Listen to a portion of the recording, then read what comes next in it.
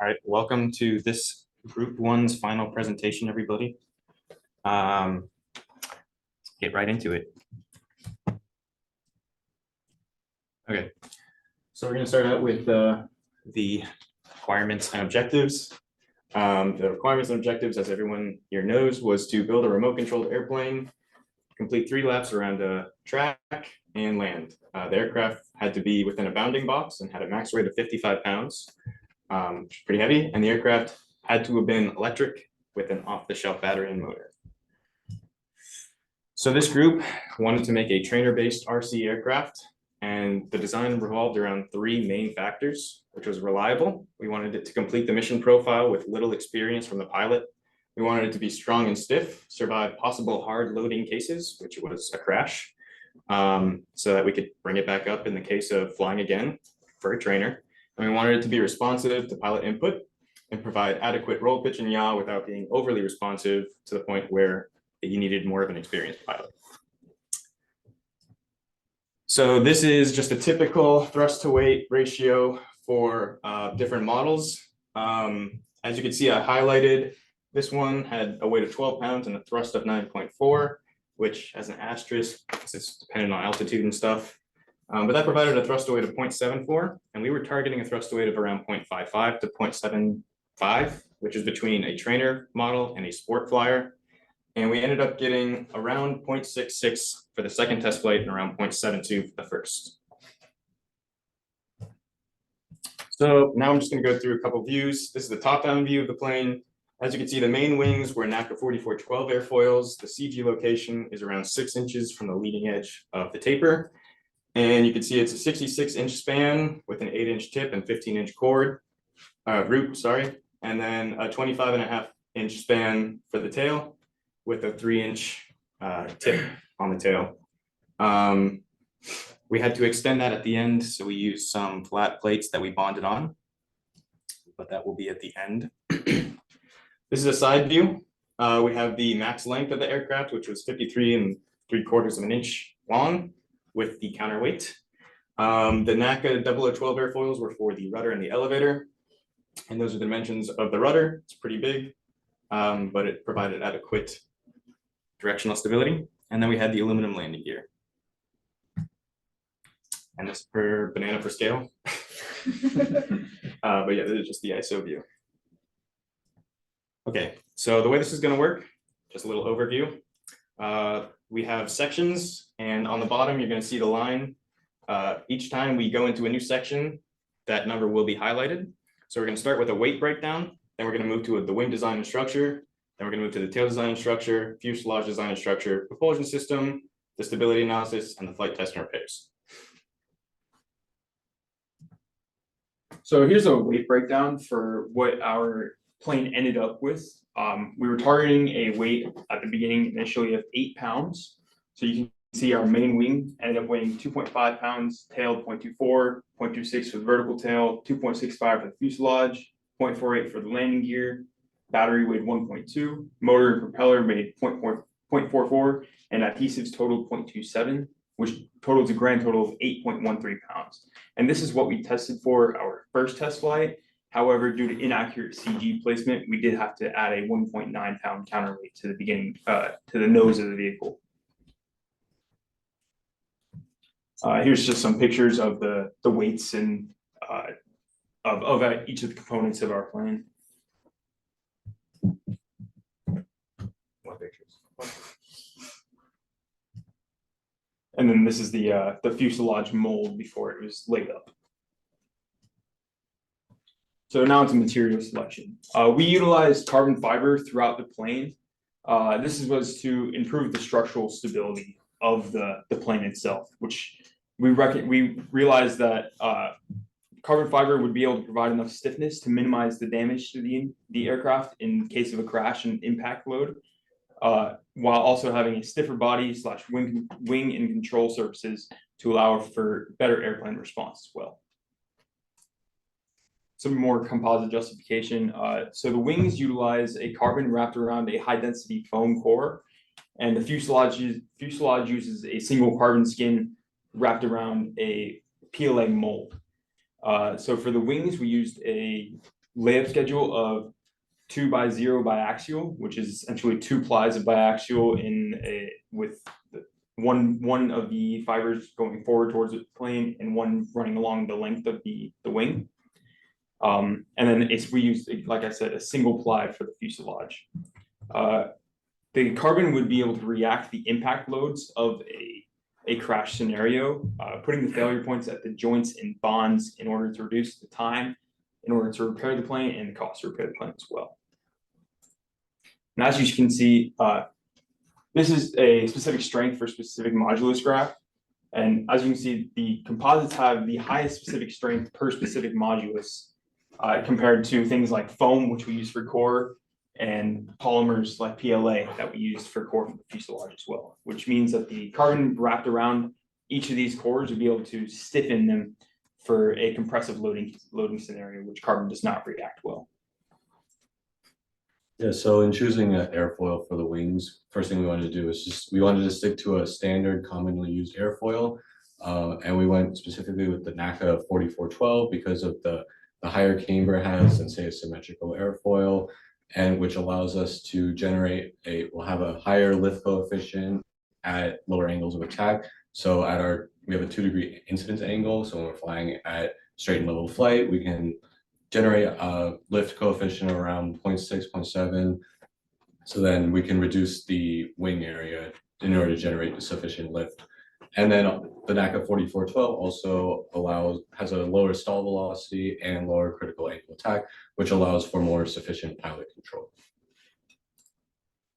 And then when thinking about aircraft efficiency, the lift to drag ratio is probably the most important parameter. And basically, when there's more drag in the plane, then the motor there's more work done in the motor, and thus more energy consumption by the battery. And we had a requirement for the plane to last in flight for at least 5 minutes. And so by examining just other plane lift to drag ratio, we ended up with an estimation that ours would be around 12-to-1, which after some further calculations, we were able to get the battery estimate to be around 8 to 9 minutes to last at 75% throttle.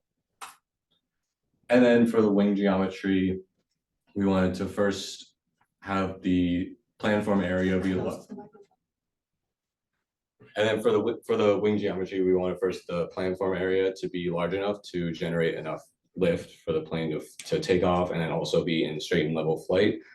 And then also thinking about the aspect ratio in order to reduce the drag on the plane. So again, looking at commonly used aspect ratio for RC planes, we estimated to be around 6, which ended up with a span of 5.5 feet, a root chord of 15 inches, and a tip chord of 8 inches. And then for the planform shape and orientation, we have a leading edge taper back, which basically further reduces the drag by kind of simulating a ideal elliptical lift distribution. So there's less lift done at the tips and thus less vortices produced. And then also having the taper back and the leading edge also reduces drag and allows for more roll stability. And then we have like I said before, we have a 2-degree incidence angle that just allows for more lift to be generated at straight and level flight. And then we originally wanted to do a twist to add for more maneuverability, a negative twist. However, due to manufacturing simplicity, we ultimately ended up not going through with that as we did not see it as necessary. And then lastly, we have a high wing as that adds to roll and directional stability. Okay, so while we were doing the wing analysis and the rest of the plane analysis, there's going to be a theme that comes up every now and then. We ran a CFD sim, which was a Reynolds average Navier-Stokes based study, and we wanted to determine the aerodynamic center because this tapered wing is kind of tough to determine the aerodynamic center, which is necessary for the CG location. So I performed a grid-based study to find that the grid was fully resolved with the metrics perfect to what we needed. And then I compared a baseline airfoil simulation to experimental data to make sure that the simulation was providing accurate results. So we determined from the CFD sim that the wing lift at a 6-degree angle of attack, 6 degrees because we have that tricycle based plane. So during takeoff, we would have the incidence angle plus the angle of the plane. We got a lift of 14.2 pound forces and pound force, and the drag was 1.53 pound force. All the studies that you will see were ran at 12 meters per second, which is approximately 13 meters per second under the maximum cruising speed that would be generated from the propulsion system. So now we're just going to go over a couple plots. This one is going to be a pressure plot of the wing. This is the top surface, the suction side. As you can see, the CG is or the center of lift is represented by the coordinate system, which is roughly 6.5 to 7 inches back from the leading edge taper. But as expected, I put a note here. Every time the angle of attack increases, this center of pressure moves towards the leading edge, which is probably why we'll get to that later, but we should have put the CG a little further front. This here is a turbulent kinetic energy plot. So essentially what this is just a resampled volume within the study itself to determine what the turbulent kinetic energy is along the wing. And this tells us basically if we have any detached flow or if the boundary layer is fully resolved. And as you can see, everything is pretty good on the wing itself. As we get closer to the fuselage though, the turbulent kinetic energy starts to increase, which means that there's going to be some interference between the fuselage and the wings flow. But again, it wasn't an issue. And then this is just a streamline. All the flow is attached. You can see the pressure and the velocity increases on the suction side and decreases on the pressure side. And you can kind of see where it reattaches to the fuselage. So for the ailerons, it was determined that they should be about 10 to 12% of the total wing area. This was determined using RC forum databases and a NASA technical document. So at the end, it came out to be 2 inches by 12 inches, and it was placed 1.5 inches from the tip of the wings. And this was so as a greater roll moment, like having it further from the roll axis. This is a cutout of our ailerons. So to integrate the ailerons, we put a servo at the hinge line of where the things were attached. Sorry, and then we bonded on the hinges to help them actuate, and then they were connected using swan neck mounts on the ends of the ailerons with the linkage to the servo hone. And then this is just a brief kind of overview of what the manufacturing looked like. We had to hot wire the wings out of foam core, high density foam core. And then we had to do a layup with the carbon fiber skin, the peel ply, and then that blue release film on the bottom there is just to help with the molds. And then you vacuum bag it and you end up getting one. Over here, some point. Sorry. So now we can look at basically the quantitative aspect of the forces and the resulting stresses that are acting on our wing. And so we performed both hand calculations and SolidWorks simulations to basically get an entire encompass of whether our structural integrity is confirmed or not. And so first what we did is we calculated the shear force, and we got that by integrating the lift distribution, and it results in this plot. And from there we can calculate the maximum shear stress in our wing, which was found to be 0.22 megapascals. From there we can integrate this plot and get the bending moment, which again results into the normal stresses. But the most important thing we kind of want to look at are the shear forces on the wing and see how that affects our structural integrity. Looking at the strengths of the two materials that we use, as said previously, we used a high density foam core for the wing, and then we laid it up with carbon fiber. So most of the failure, if it would happen, would occur from the low yield strength of the foam, which is around 1 megapascals. And sorry, could you go back for a second? No, sorry. I was just going to say that the maximum shear stress found from hand calculations was a lot lower than that of the foam shear. So we passed from a standpoint of the hand calculations. Yeah, sorry. Now we'll take a look at the SolidWorks simulation of the wing. And so when we plotted the shear force versus the half wingspan, we can approximate the polynomial that describes this correlation with a 6-degree order polynomial. And from there, we can take this force vector and place it on the wing in SolidWorks, and that'll give us a nice force distribution. So I applied this vector to both half wingspans to encompass the entire wingspan.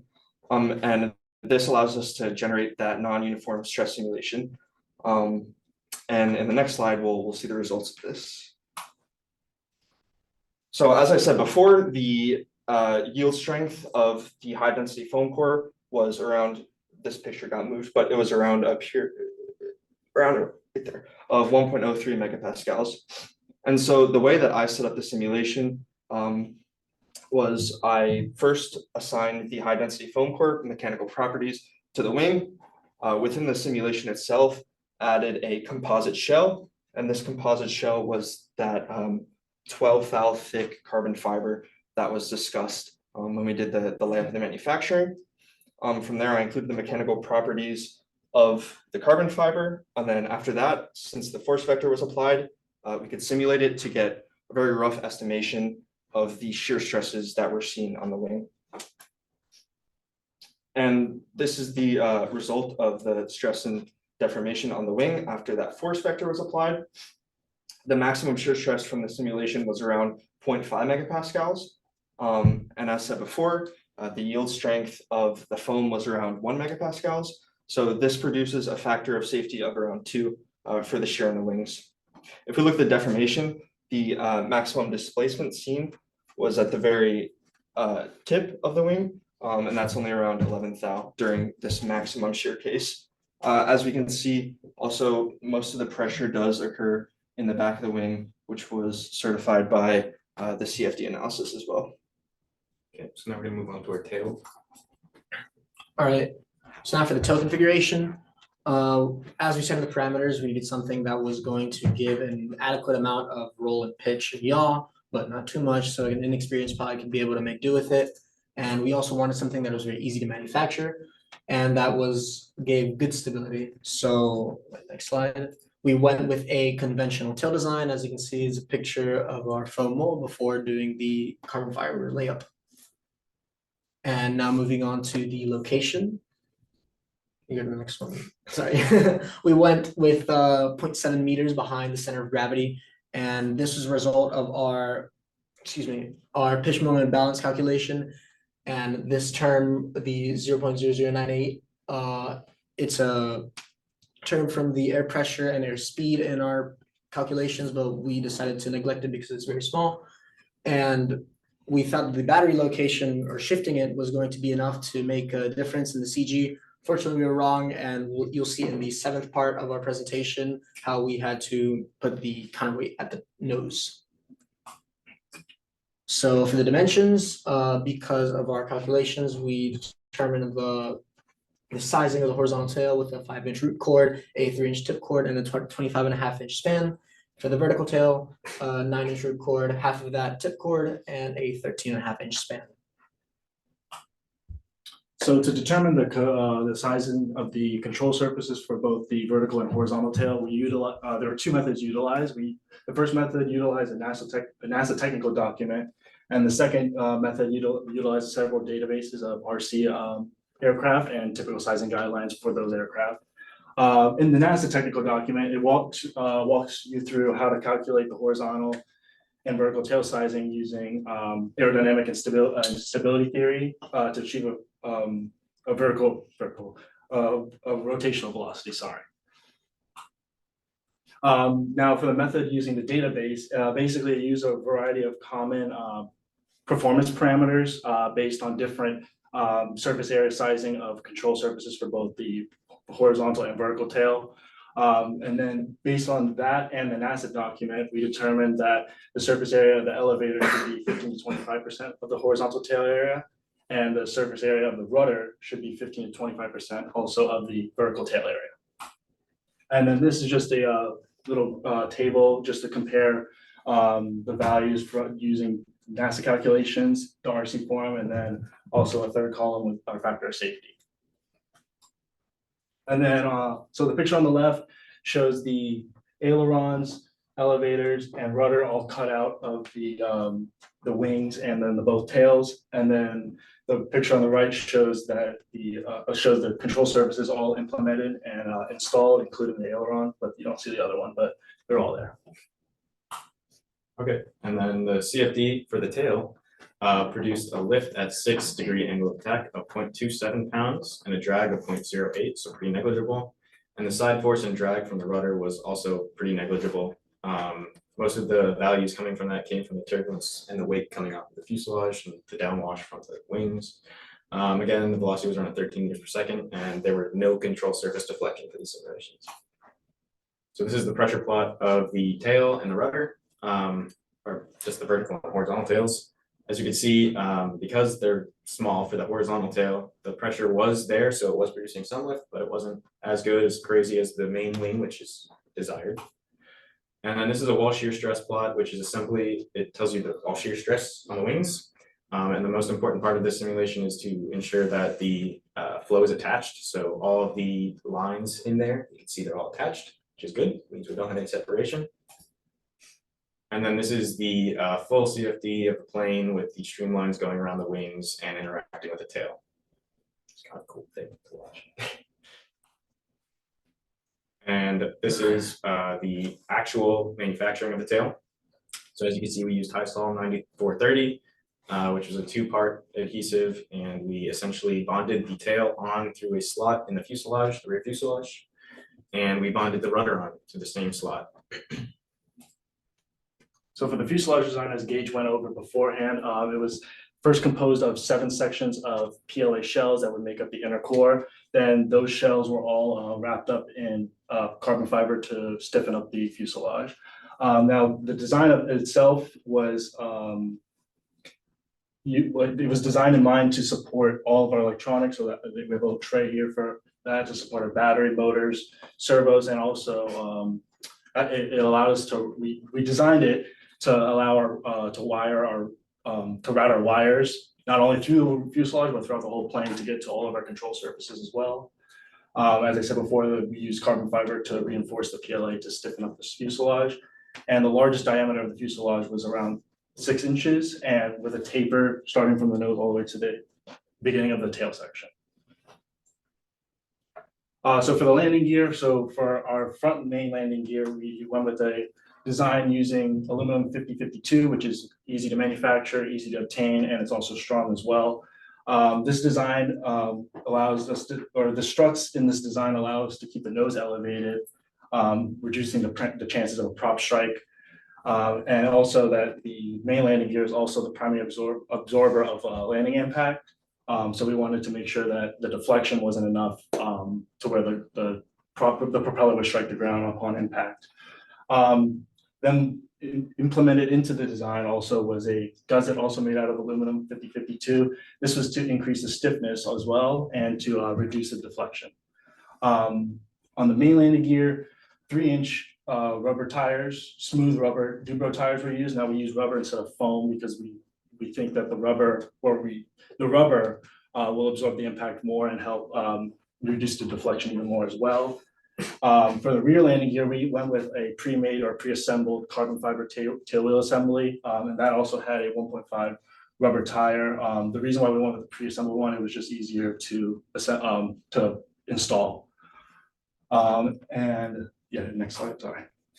So this is a picture of the landing gear that we put together with the gusset. So the struts were made with the struts and the gusset were both made using sheet metal and using a water jet to cut the shapes out.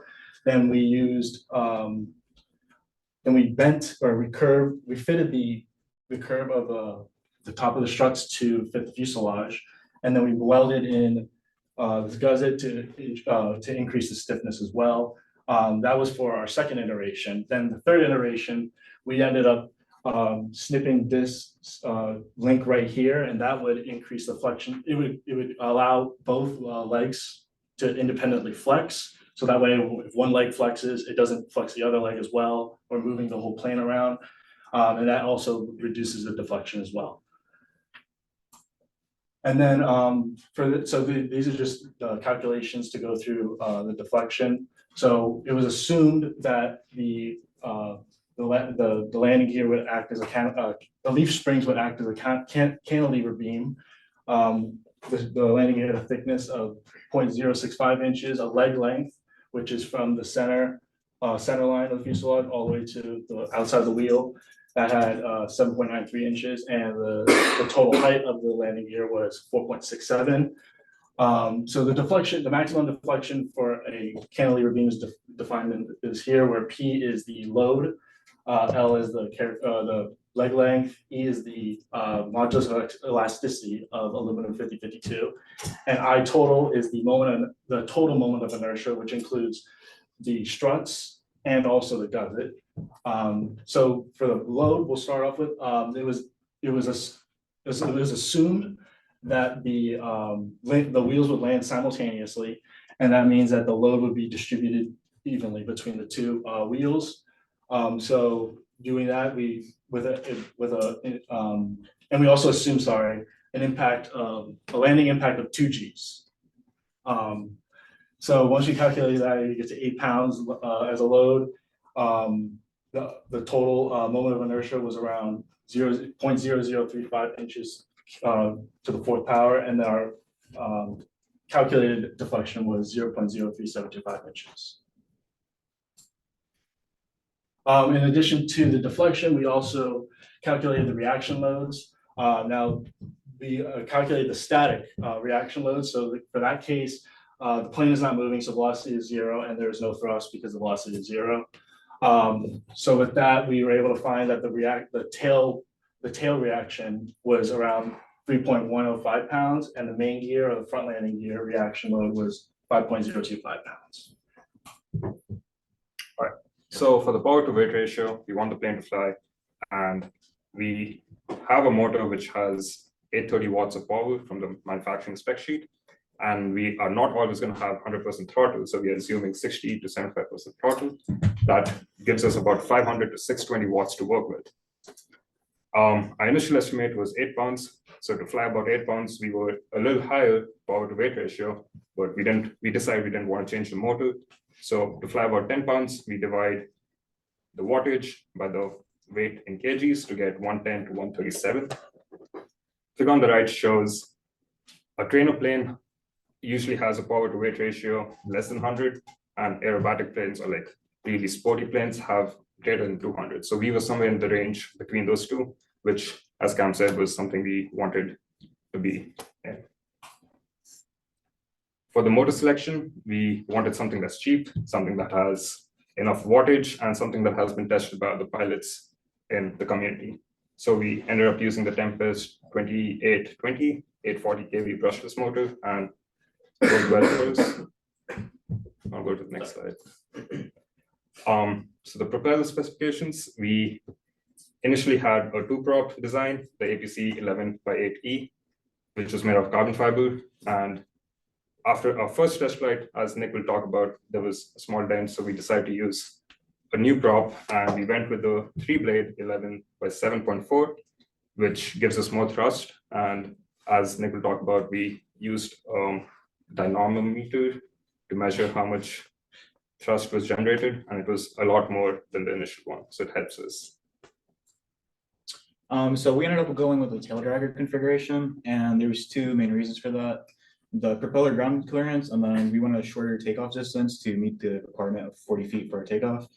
The main thing I had to consider as the pilot with that was during takeoff, I had to make sure I stay in line with the runway, because it was has more tendency to be unstable on the ground. And then with my landings, I had to make sure it's like at a low speed, because high speed landings would cause it to porpoise. And as far as flight characteristics go, it's similar to tricycle planes. So just a little refresher, we covered the weight breakdown, the wings, the tail, the fuselage, and the power. So now we just have the stability and control and the flight test left. So for longitudinal stability, there were the main contributions. The longitudinal stability were the wing, the horizontal tail, and the fuselage.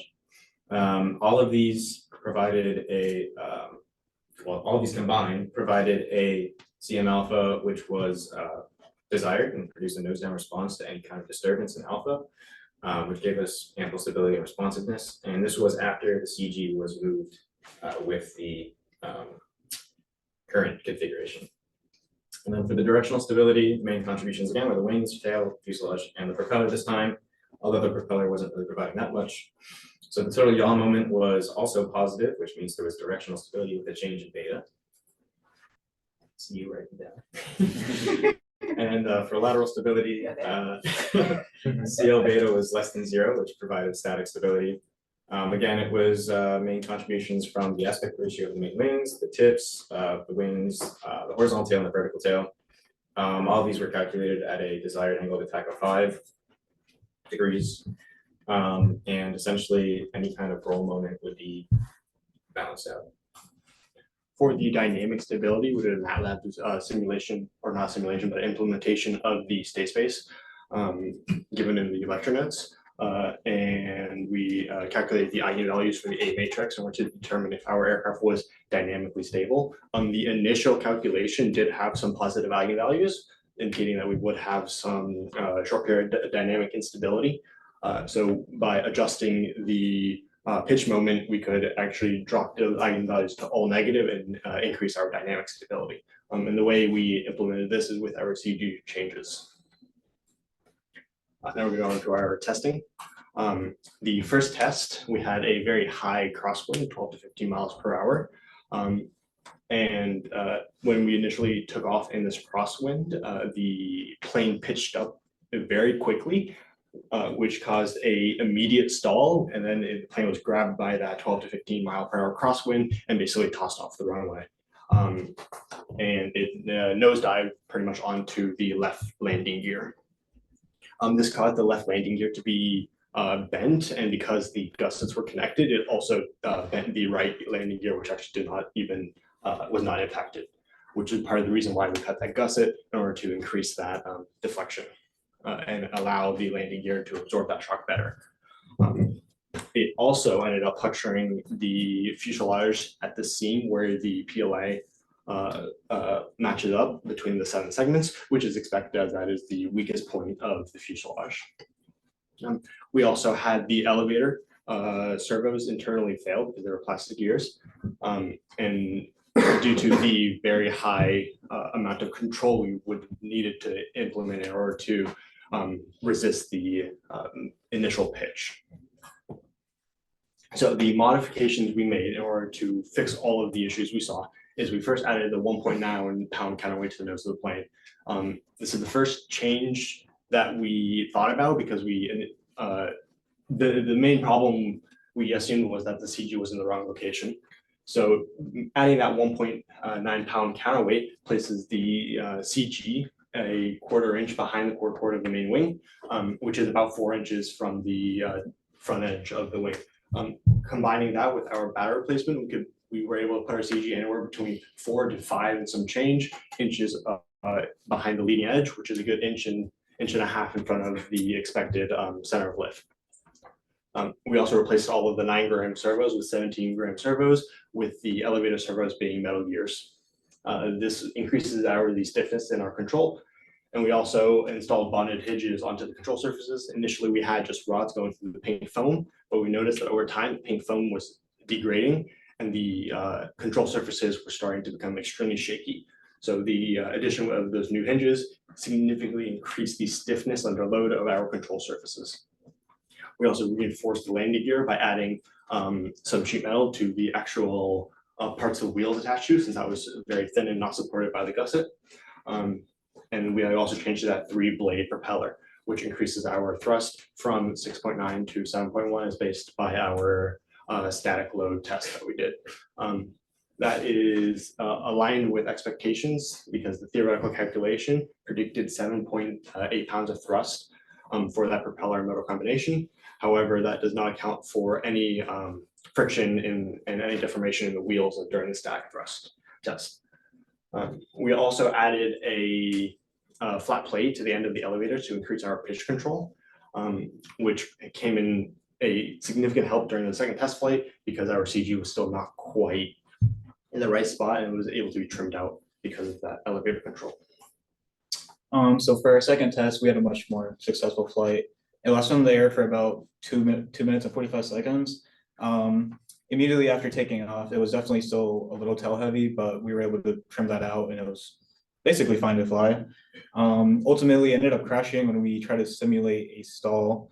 And at the beginning of the stall, I put in full power and that led to a motor like counter rotation, leading it to like roll left. And that combined with like a loss of lift to let it to just nose drive and straight into the ground. The body of the plane was pretty much fine. The nose separated at where the PLA components were connected, but other than that, it mostly survived. Yeah. Thank you. Let's ask the guest. Does B or Lanny's iPhone want to ask any questions? I don't think so. No? Oh, it's already in chat. Okay, then, so I want to say over the present, just for the presentation itself, it's so much better than last time. The logic is much more clear than last time. Just another thing, I feel like, can you change to page 5, page 6? Sure. I mean, we can make it better, in terms of logic. I mean, it's much better than last time, but still. Of course. We'll get there. 5. Yeah, so for example, at the beginning, as I said, it's okay, you show the like top-down view and everything, but why do you need to put the knockout airfoil specification there? I mean, at this point, this is really not necessary I guess, to put that much detailed information. If you just want to show the dimension of the aircraft at the very beginning, that's good. But there's no need to put like the airfoil specification at the beginning of the presentation. You can say in the wing design, okay, our trade study for airfoil section, why we choose this one, that's okay, but at the beginning, no. Yeah. Page 6. Wait, real quick, since we're on here, so this super quick detail, I know it's a little nitpicky. The CG location symbol, we all know what that looks like, right? The black and white thing. Yeah. That's probably the better thing to use. Yeah. And also one real quick thing as well, with the angles, let's call them from the vertical as in like what a sweep angle is essentially. That's Yeah. more useful than the other Yeah. direction, but yeah, so that's just something on this slide. And also for this one, yes, you want to show the dimension and everything. Why you need to put like what material for landing gear here at the beginning of the presentation? I mean, I don't need to know aluminum Yeah. 5052, no. Yeah. And also, page 9. Yeah. I think it's great. We do need the takeoff, takeoff weight information here. But if you want to put some information at the beginning, it should be it is initial estimation of the weight, which should be from his data. It's not from your actual weight of the aircraft. So this is very good information. We do want to see that in your presentation. But if it's actual weight of your aircraft, you probably want to put it at the very end Yeah. from the logical Okay. point of view. That makes sense. Or if it's like a different part, if it's like target, okay, my main weight should not exceeding 3 pounds. My horizontal should not exceeding 0.3 pounds. Mhm. You can put at very beginning, this is my goal, Mhm. right? But if it's like the breakdown of your actual aircraft design, put at very end. This is our design, this is the weight. Makes sense. Yeah. Page 13.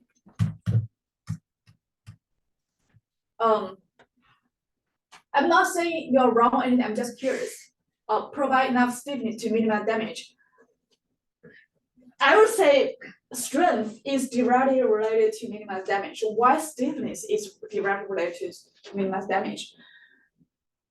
Yeah, you're definitely right. The strength of the carbon itself that would cause the actual failure.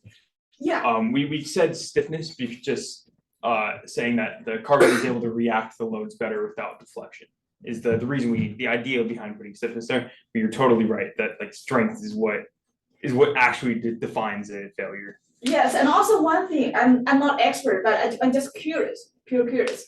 It's really like for the wing, it's really the stiffer the better, or because and we took my mechanical materials class before. No, so I think I show a video like the 787, the deflection, the deflection test. Actually, the wingspan is about 200 feet. The deflection it can deflect up to 25 feet. Yeah. Right? And they do that, design in that way to absorb some disturbance drift or something, to make, yeah. So I'm not quite sure, like, for the aircraft wing design, is like the steeper the better, Yeah, or? I think they also mentioned enough stiffness, so they don't want a lot of stiffness, just barely enough, so we just don't break apart or crumble in the air. If it's not break apart, it's strength, Yeah. it's not stiffness. Yeah. Yeah. Different concept, don't mix it.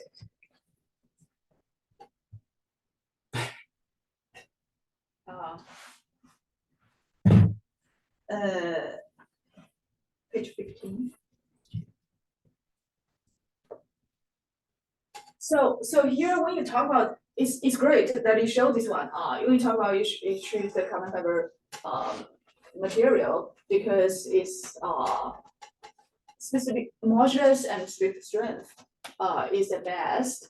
But I mean, every time we make some decision, it should really based on your own application, right? It's not that, okay, this one is the best, doesn't mean that for all the design, all the structures, some component, I always choose carbon fiber. Yeah. Right? It's like, for my design, I probably would consider the cost, the weight, the strength, what's the actual stress in my structure. Probably if my actual stress is not that high, I don't really need carbon fiber. Yeah. Right? But I mean, it's a good design and I'm happy to see that you use carbon fiber, but I need better, I mean, your presentation, if you don't persuade me, you probably need to start from my design first. What is my expectation, like what is maximum stress in my structure? And what's like the weight requirements, or cost or easy manufacturing or anything. And based on my situation, I think carbon fiber is best. It's not like carbon fiber is always best. I think that definitely makes sense, but I think like where Mark was missed was at least when we're talking about this, was part of our justification or objective was to create a trainer that could survive a crash Okay, and be able to be flown back up and everything. Yeah. And because carbon has a high strength. so I mean, in the presentation, Right. Yeah. include that Yeah. information. If you just say, okay, because it's the best, specific modulus, best Right. strength, I mean, why? Yeah. Right? And page 28.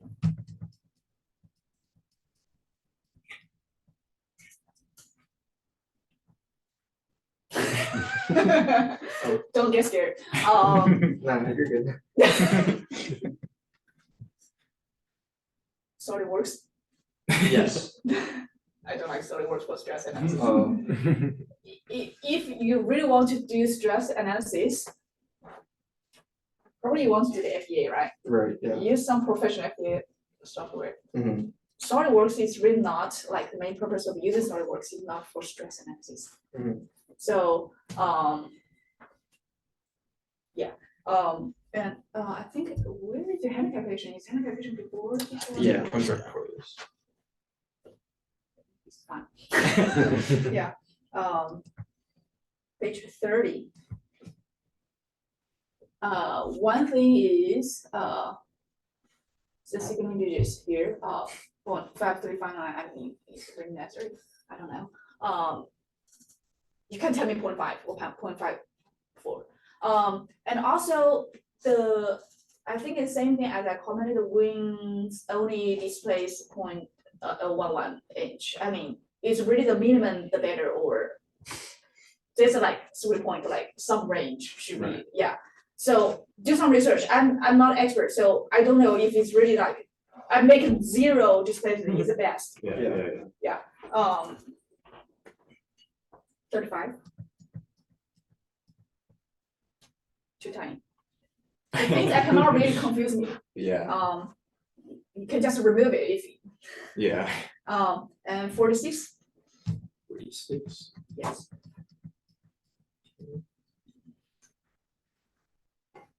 The first thing is that, I'm not saying anything is wrong here, I'm just purely curious. When you choose element like 50, 52, my first thing is like, why this one instead of like more commonly used on like 6000 series or 7? Yeah, the reason we chose 5052 because it was readily available and it's also easy to bend and weld. So it Okay, was for the a manufacturing. purely manufacturing. Oh, reason. okay, good. And 48. I feel group is really like, has strong something, I don't know, to the deflection calculation. So first, big question for this page, why deflection of landing gear is so important? We wanted to reduce the chances of a prop strike, so we wanted to make sure that this deflection wasn't enough to where the Okay. tip of the props would touch. the ground. Okay, that's good. The ground clearance is very important. But in your test flight, you mentioned that, the major thing is letting your bend and. Yeah, that was like a Right. different axis that it bent on. It was, yeah. So- it was so- weird. I mean, I'm okay, you calculate action, you wanna keep the ground clearance of the propeller, everything. But you probably also want to calculate the stress, right? For the, like, what the impact, will it bend or not?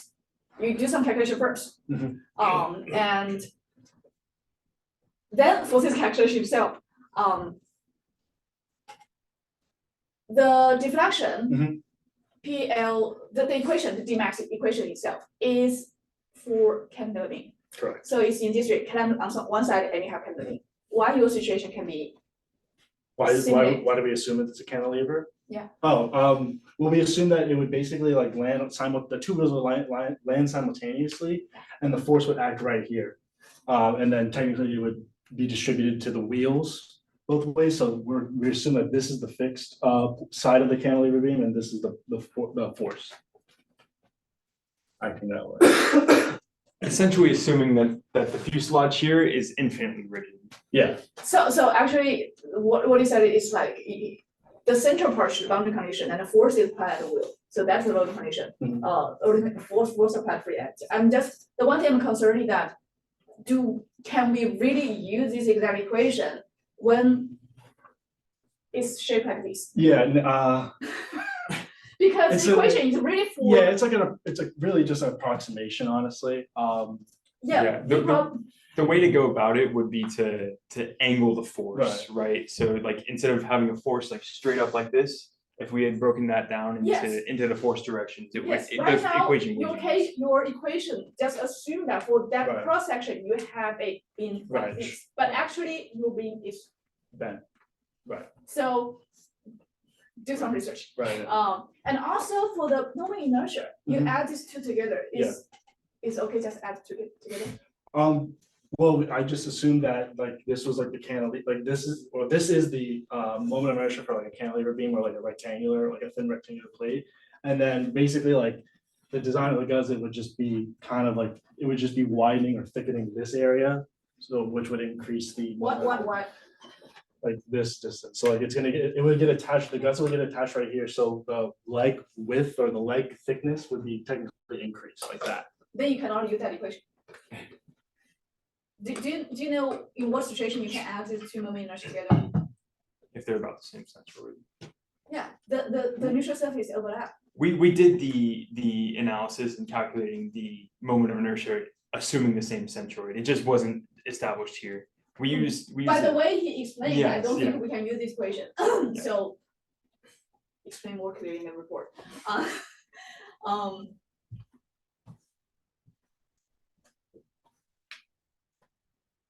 So can you show me where the arrow dimension, the 7.93?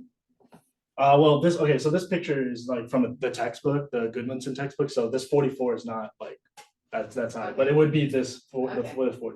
Okay, Sorry. okay, I'm really confused. Yeah, just a little bit of clarification. Mhm. On the first test, Mhm. we didn't reinforce the wheel location. What we should have done is bring the gusset down to where the wheel is mounted. But at this bend here, there was no reinforcement, so that's where the landing gear bent. Okay. Since we're on here, why did we choose a G impact two? Well, we wanted it to obviously be more than one, but we wanted to. We just Yeah, wanted, no, we no, more chose than two, just like, we kind of assumed like that it was catastrophic failure, as in like motor completely failed and we're just like a free fall, but we're still trying to land at the same time. I don't, yeah, two, we could have done three, I don't. So, yeah, then maybe like if you could have like maybe done some research on to see like some sort of impact fee on normal standard landings for single engine airplanes, because like similar to what you did with the lift and drag ratio, where you look at, single engine airplanes, you could have just done the same thing there with an estimated G limit or impact, and I would suspect maybe 4 or something like that. But if you're looking like you're slamming yourself down, Right, I'd say like Were 4. we getting data from the trainer? That was around 4. But that could have been in flight. I mean, it's not to say that. Yeah. But This is yeah. different, this is not a load factor during flight, this is like purely impact damage when landing, so it's Right. not the same thing. No, I know. Yeah, do some research, I mean, if you're something more than one, there are a lot of names more than one, you don't need.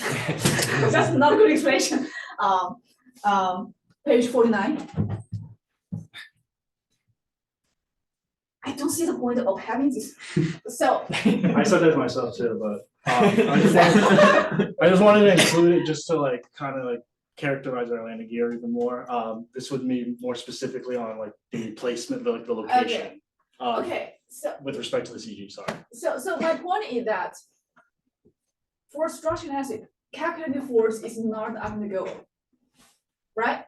You calculate force is some point in the middle. It's like, okay, I want to know if this structure fail or not. I compare stress actually in your structure and stress of your material to see if it fails or not. So in the end, I'm comparing stress. Or in your group, you realize like displacement, okay, this is the armament displacement and this is my displacement, it's okay. But force, I carry force, I put it here, and this part is done. Right. You change to the next topic. I mean, Yeah. what is the force for? It's just. Do you have like force upper limit that it should not exceeding or something? I don't see the point of calculating It force. and was, putting it was just to characterize it, just to show like, this is what, like the loads, like this would be the load on the tail landing gear and the load on the main landing gear when it's just sitting on the ground, just doing nothing. So you mean like a weight distribution on the landing gear, is that correct? Correct. Yeah, force, yeah. Yeah, But it so wouldn't be a it's force probably distribution, yeah, some right, like wait. some calculation, this result can be used for your calculation.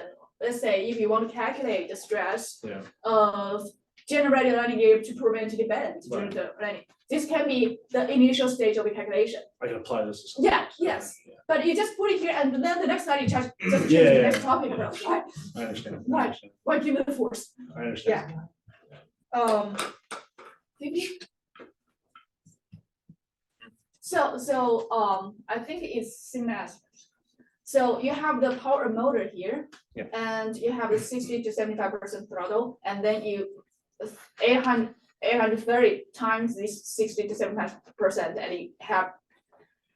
What I mean is that there should be this is one thing, you need to times like 0.6, 0.75.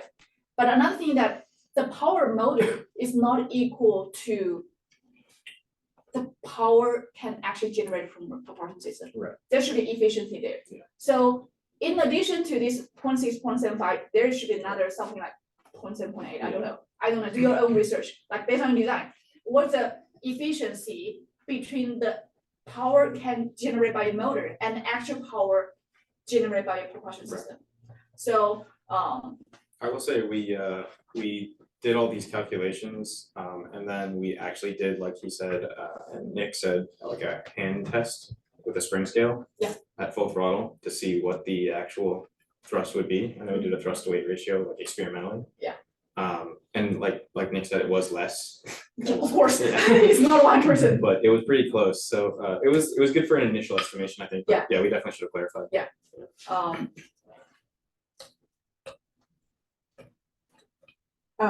That's what I have. Okay, so for, let's see, slide 27. Actually, wait, we can start backwards. Oh, yeah, no, that's fine. Okay, let's go to 27, because then I'll just go through the. Wait, how did you do that? Just gotta click here and then you can like scroll. Oh, okay, okay.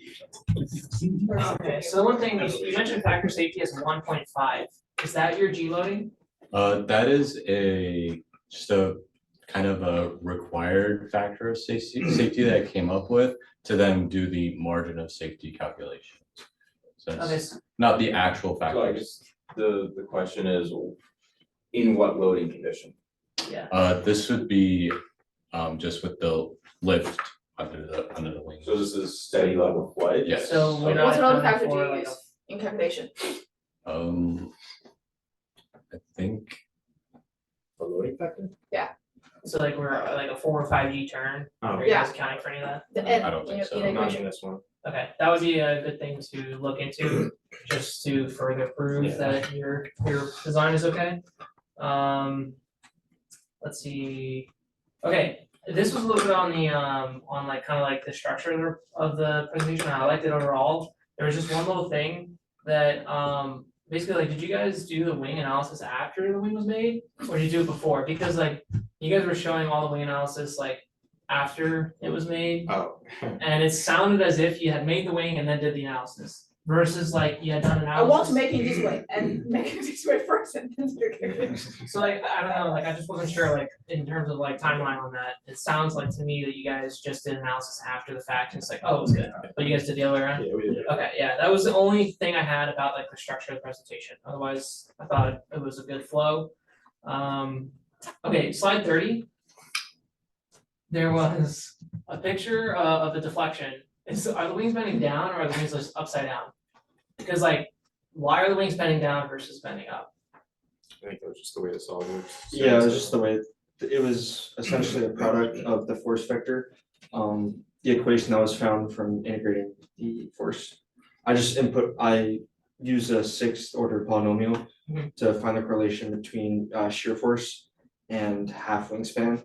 And then that ended up being just a negative force vector. So I put that into the, So this is the wing and we're generating lift, so essentially, to me, it would be bending up, Yes. but yeah, is it, I've- is it just So, upside down? We just applied the force to the top of the wing. Yeah. yeah, it's just a matter of, I think it would have been the same going up or down. It would be the same? Yeah, Okay, cause like, I don't know if it's a non-uniform cross section because it's like a cambered airfoil, I don't know how that translates to it being the same bending up or down, but, okay, so, let's see, slide 33, we like grazed over that, like, was it 30? 33, keep going. 33? Oh, sorry. We like grazed over that like so fast, like we were here for like 2 seconds, Yeah. what's the purpose of the slide then? This is just to show like where the tail needs to be located to make sure that the aircraft is trimmed, so like with the force from the tail and the moment going on the pitch axis Okay, has to be counteracting the weight. because like to me, it seemed like you didn't even need it in there, because I'm not sure if you were talking about it beforehand, but basically you were on the slide for like less than. Right, 5 yeah, seconds. the idea of the slide was to have like why like the tail location matters and then get into the actual like what we did. Okay, cool, sounds good, it just like felt like you guys were super fast on Yeah. that, but no big deal, let's see, so we did that. Okay, slide 51, and I think I addressed this in your midterm presentation, but I'll ask again. Did you guys use like a reduction drive or something on your motor? Can we? So you show an image here of a motor and it's got Oh, like a yeah. reduction drive with. Yeah, no, we didn't. This is just a stock image. Okay, so I believe I addressed this Sorry, last time, yeah. like, please, like, refrain from showing things that aren't going into your airplane. Yeah. Cause that to me shows like, you know, that is kind of interesting, but like, are you guys actually using that? Like, why are you Yeah. reducing your power or whatever it is? So, okay, you're not using that. Slide 56, and basically, let me just see slide 56 again. Okay, static margin, I didn't see that anywhere, I believe. Was there a static margin number anywhere on these slides, in these stability slides? No. Okay, do you know your static margin? No. Okay, it would be great to know what your static margin is. Static margin will tell you a lot of like good things just right off the bat, aside from these numbers, which are great, but like static margins are a really good key on telling you. It is required in the report, right? I think I put, Which one? Yeah, the static margins? yeah, it's required, I don't think we ever got there. it's required in the In the report. final report? No, not final, but But that week, during that week, I think I put it there. I don't know if it's actually a requirement. I know that the We didn't coefficients, got the derivative terms are required. Yeah. I don't know. I can check it. Real, Okay, We didn't do any more. that's just it's just a really great number in terms of like an initial off the bat, like if your static margin is good, more than likely you're at least gonna go up in the air, Yeah. kind of thing. Okay, so then slide 60, you guys spoke about a 12-15 mile-an-hour crosswind. Like, to what degree? Are we like 90 degrees off, or like, are we almost right down the runway, like 10 degrees off? Because like, that's also maybe something that would be a good thing to address if you're addressing the Right, yeah. crosswind itself. It's like, it was 30 degrees off, so this was our like, excuse me, like our horizontal component on the airplane. That would give you another another way to like analyze the situation. In terms of like the actual component, the horizontal component on the airplane. And then 60. Sorry, who made this slide? Yes. I'm just curious, why everything is on the Yeah, left side, right side is we're- empty? We're waiting for a picture Oh, to okay. come of the first crash, and we never got it. Just So white space was intentional and detailed. Yeah, I was like, why? We want to avoid white space, which you guys majorly have done. There's a couple of places. Yeah, that and haven't. then here we were waiting for a picture of the Yeah. adjusted counterweight. Love it. Okay, so yeah, we're on 61, so let's see, you said 1.9 pound counterweight to the nose, and then the result of that placed the CG like a quarter inch behind the quarter cord. Behind the quarter cord of like measurement wise quarter cord, because that's not where the aerodynamic center was. Okay, alright, fair. I think maybe just a slight like Yeah. wording of Okay. that, just like I people who agree. aren't necessarily familiar with the whole tip ratio stuff like that, then they would kind of be a little bit guided a little bit better. I mean, that's a lot. I don't have much, Brutally gonna say, it's nice Ashby charts, but you used the wrong one. I think the one that you probably want is the strength to density ratio, because that's what aerospace is all about.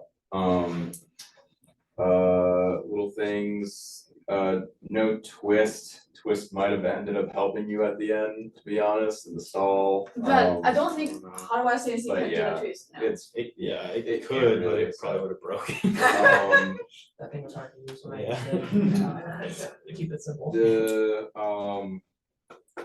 all of the control surface sizing, you said like 10 to 12%. I think those are a little low.